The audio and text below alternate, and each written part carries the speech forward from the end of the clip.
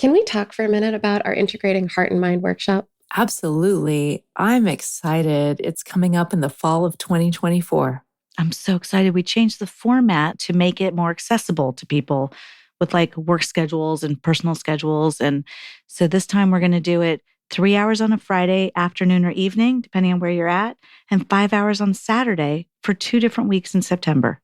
Yeah, it's so great. Like if you're finding yourself stuck in like sticky bad patterns or having communication issues or something like that, or if you want to just like get closer and trust yourself or your partner more, this is the workshop for you. Yeah, and individuals are welcome, couples are welcome. If you're interested in really thinking through how to serve yourself well inside of your relationships, then we've built a workshop that will support you in finding the ways that are just right for you. To sign up, head over to our website at whydoesmypartner.com/events.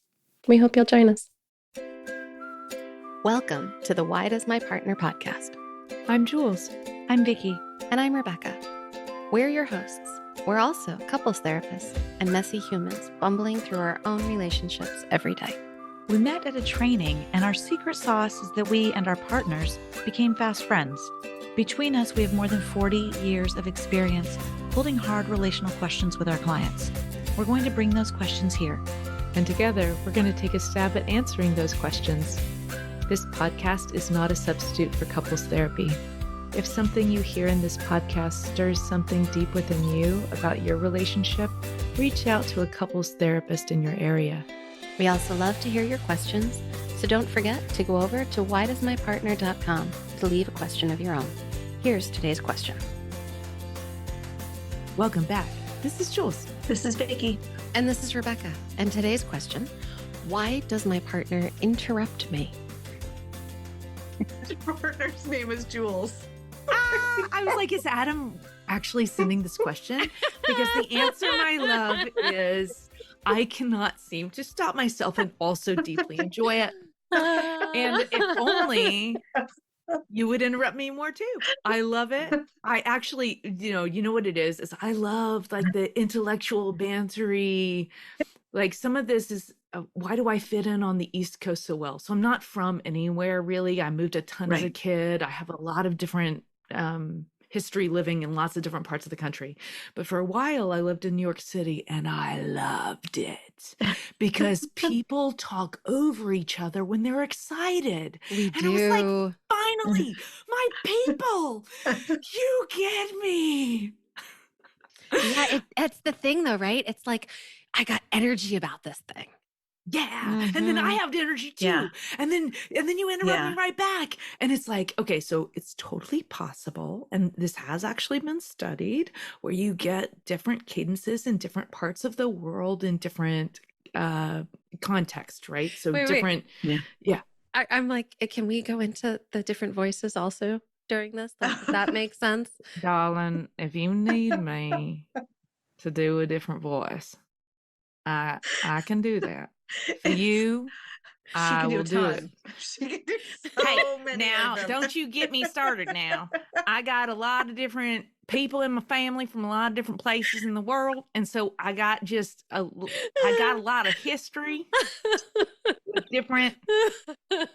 Yes, but so cadence shows up in a lot of different ways, right? Like, because we can draw things out while we're talking, and there's some natural like pause, right? Yeah. So like for people on the West Coast or in the States, for example, there's a more natural pause between ends of sentences. Where on the East Coast, there's not. This has actually been studied. I know, you've told me that. I still remember it, and I grew up in California. So the natural pace of that California, Washington State has a little bit of a slower pace in talking, but also a little bit of a slower pace in like that moment between when somebody stops talking and the next person talks could be 3 to 5 seconds, which for me is an ocean of time. it's forever. Yes. Like, dude, why didn't you come in while I was still talking? Because that's really the only way to do it, because then you know that there's like a flow. This is what I'm inside, talking about. Right? Mm-hmm. Yes. I do want to, it's funny because no one would know this because it was behind the scenes, but from before our first podcast, Jules not begged me, but asked me, and Becca, you too, but she asked, you guys need to interrupt me. Yeah. Jules has been telling us this behind the scenes since Yes. day one. And Because I I didn't could know just, that it was It's been thing a for you to- very explicit It contract has. between us. Very, yeah. It's been Please a interrupt very me. explicit contract, very. right? Yeah. Yes. I want it you has- to. But also, It's I not think been an part explicit of this. contract with my husband. He doesn't like it when I He do hates that. He hates it. But I think part of it too has to do with not just cadence of speech, but cadence of thought, right? And it's like, Mhm. Jules, the more I get to know you, the more I witness how quickly your brain works and moves from here to there to there to there to there. And Yeah. my brain has done stuff like that throughout my life. And people who are close to me have called it the Becca train. Right. So you can either hop on the Becca train or not hop on the Becca train. But the Becca train is probably going to take you to 7 different places before we land, before we get to wherever we're going. Yeah. Oh, okay. Yeah. Like I can be tangential. I'll It's go on all really those tangential, separate but it's things, also kind of but quick I'm and not it doesn't really fast. slow Yeah. down. Right. Yeah, And I'm so not I'll go from here to fast. there to there to there to there to there to there. Yeah. And if you don't have the endurance to stay with me on that train, I Oh, can be yeah. exhausting. But I'm not exhausting to Oh. Jules, and Jules No. is not Or to exhausting me. to me. Right. But Yeah. also Oh, we that's have this interesting. agreement around Yeah. interrupting, which helps to pace things so that we stay with each other. Well, Yeah. the truth is people have different brain speeds. So this is about how fast the electricity is running in your brain. And that's a DNA thing. You're born with anywhere on the spectrum from super fast to super slow. And slow does Okay. not mean dumb. Thank you. I really was just want going to to say, hit this isn't home like on any this. kind of This like, Just has like nothing fast to does not do mean with it. hierarchy smart. or It just means judgment that or we're anything. moving, Right. that things Yeah. are wiring at Yeah. different speeds. It's just Okay. how fast the electricity Because is running. mine is So not this fast oh at God, all. no. And that's fine. So I can there's keep actually up with you guys, but my brain doesn't do it the way yours does. Yeah, totally. So there's gifts, there's tons and tons of gifts in fast processing, and there's tons and tons of gifts in slower processing speeds. People who have slower processing speeds usually come to really deep synthesizing information by the time their brain actually gets through the data and can find things and nuances that people who are running fast miss all the time. So this has nothing to do with intelligence at all. If, however, you are a faster partner with a slower partner, as far as the electricity goes, right? The fast one can slow down, the slow one cannot pick up. It's not physically possible. That makes sense. Say it again. Okay. It's just not Yeah. physically possible. Yeah, it's just not Yeah. physically possible. So if my husband's electricity runs a little bit slower than mine, I can slow down, but he cannot speed up. That's not physically. So when I say slow down, I don't Yeah. actually mean that I'm slowing it down. That's not what's happening. What's happening, so I can't change the electricity speed in my brain any more than he can in his brain. But what is possible is that I could have a thought, say it out loud, and then stop. And my thoughts are still going, boop, boop, boop, boop, boop, but I could stop my mouth from keeping going. So it's not actually that I'm slowing down the electricity in my brain. It's more that I'm choosing to pause to let the genius of his brain come in and give more information about, that's his way of thinking about the world, which is totally different than my way. And that's great. So if you're the interrupting partner, I'm calling myself out and in this moment, slow down, especially if it's driving your partner crazy. Honey, I'm very sorry. I really am working on it. You'll have to let me know later if it's getting any better. I really am. I am consciously attempting to stop. But I think there's also, so we have cadence of speed of thought. We have cadence in terms of like, where were you in more of a collectivist space growing up? Were you in a really individualist space growing up? What areas of the country have you lived in? What areas of the world have you lived in? All this is going to be part of it. So you've got processing speed differences. You've got people who interrupt because of excitement.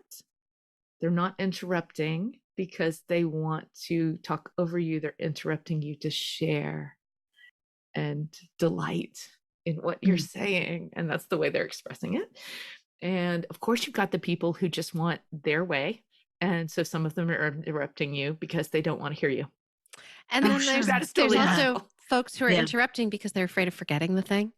right? Like Oh they my don't gosh, trust we have to themselves to talk hold about the memory, the piece of like holding on to this idea. Mhm. I don't, Yeah.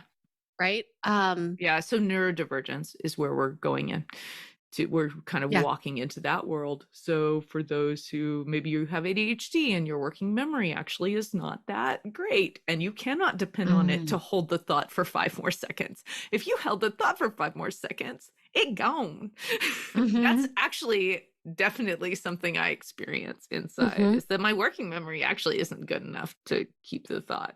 I have to write it down if I'm going to remember to swing back, and then half the time I don't know what my note means. I've I seen have you do to- that. I have I've to, seen like, you find write it notes and you're like, down. I don't know what I this have was. no idea. I have to write it down with cues for myself so that I have an understanding of what direction I was moving in. Because if I don't do that, then I lose it. But if I take the time to do that, I've lost the conversation where the other person's talking. I can't do Totally. both. Yeah. Yeah. So it's like if I'm going to pause to take a note, I actually need you to pause with me. Yeah. Totally. Oh. Because I But can't, then- I That can't makes actually sense, do the though. note and hear you. Right. I can't do both. But then like in my relationship, if my partner has to pause so I can write something down, he loses it too. And he doesn't necessarily write it down. So then we get in like it, it's like, I think here's the thing that I'm thinking a lot about. I'm thinking about how much so many 40 and 50 somethings, 30, 40, 50 somethings are like later in life getting diagnosed with different forms of neurodivergence. Right? It's like we're love learning that. about this stuff. Mm-hmm. And it's almost like I'm starting to think more and more. The more of my friends I talk to, the more like myself, there's more and more of us that are seeing ourselves somewhere on the spectrum and seeing it in our kiddos and learning like, oh, there's different ways our brain works. And it's almost like, well, maybe there's no such thing as neurotypical. Yeah. I was Maybe, thinking that, wondering right? that.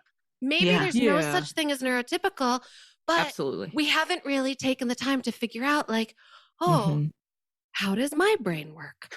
Right. And this is like such a big part of being in relationship because it's one of our one of the ways that we're probably going to be different than each other. Yeah. Yeah. What I love that word you introduced me to, Rebecca, neurospicy. Yeah. Like, which version of neurospicy are you? Yeah. And it's probably not the same as your partner. Yeah. And those differences can lead to adaptations of various kinds, and interrupting might be one of those. Totally. Including, like, I talked about it on the podcast before. I organize my pantry incredibly well. It's because I cannot find it unless it is in the right spot. There's Have no we way I noticed have my of remembering. bookshelf? Your bookshelf is color coded. Yeah, it's like color coordinated, right? Why? Yeah. Do we want to know why? Because I I remember. remember you can locate anything. Because you remember the books by the color that they are. I remember what you the color said. of their Of spine. the binding. Yeah, the binding. The binding. Yeah. That is Because the binding doesn't amazing. always match the actual book.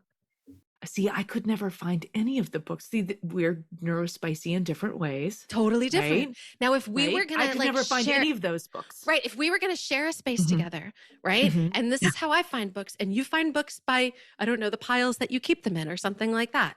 Right. Yeah, I know. That's Piles why that I keep them in. the piles that you keep I them just in. pointed my camera at the piles that I keep them in.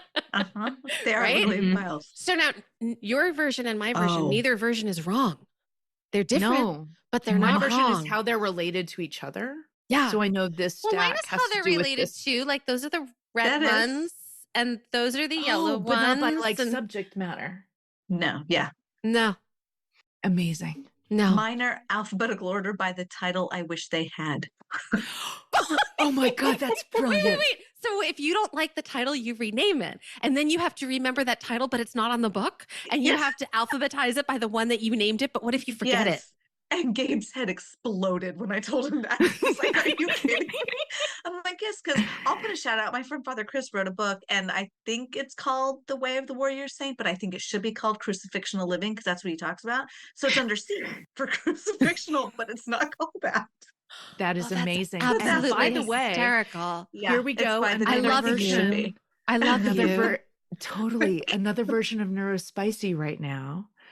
Hello, high verbal processor who does not forget words like that. I knew exactly what that word meant.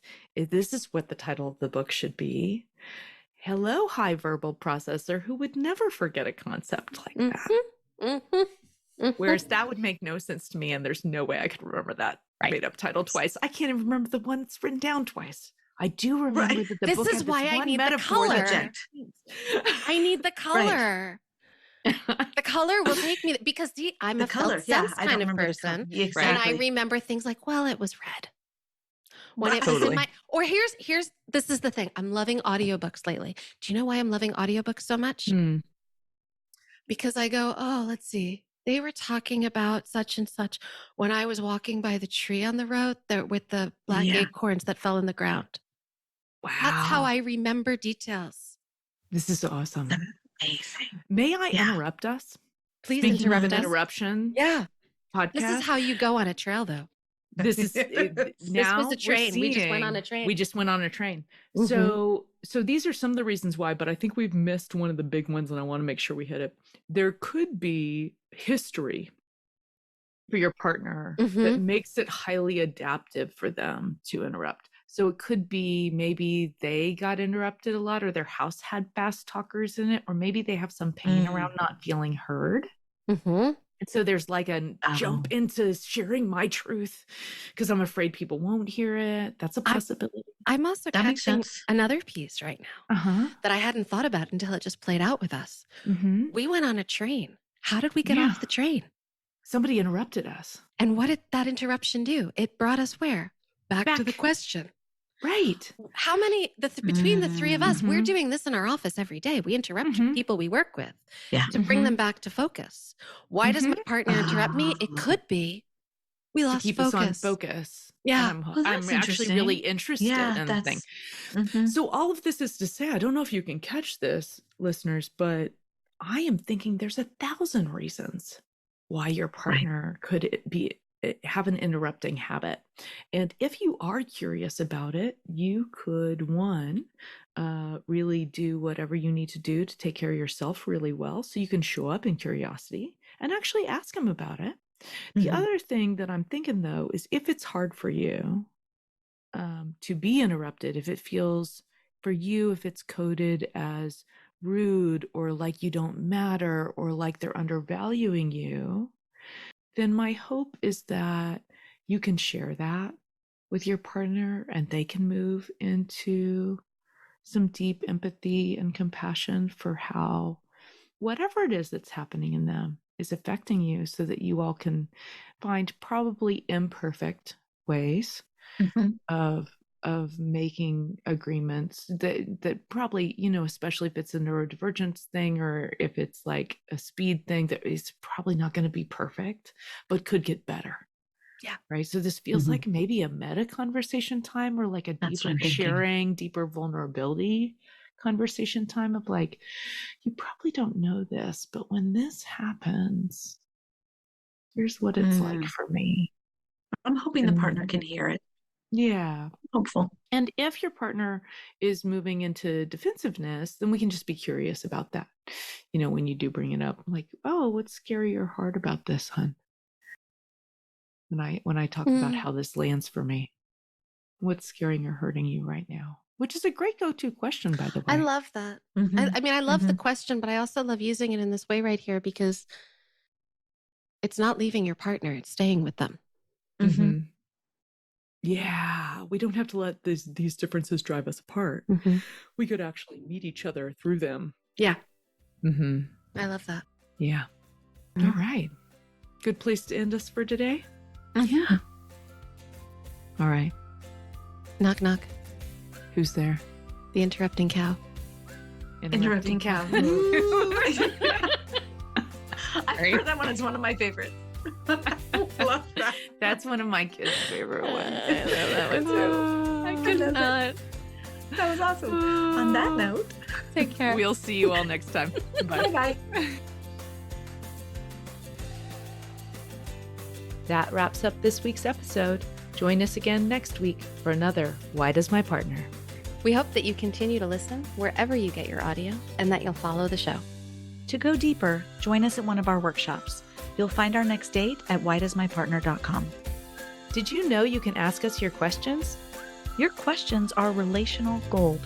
Go to whydoesmypartner.com to either write in or record your question for a future episode. And here are some gratitudes. Thanks to Al Huberman, our sound editor and podcast production magic maker. Thanks to every one of you who has joined us for our workshops in the past. We've learned so much from all of you. And thanks to everyone who's reviewed the show on Apple Podcasts. Your reviews help others to find the show. Take care of each other best you can. See you next time.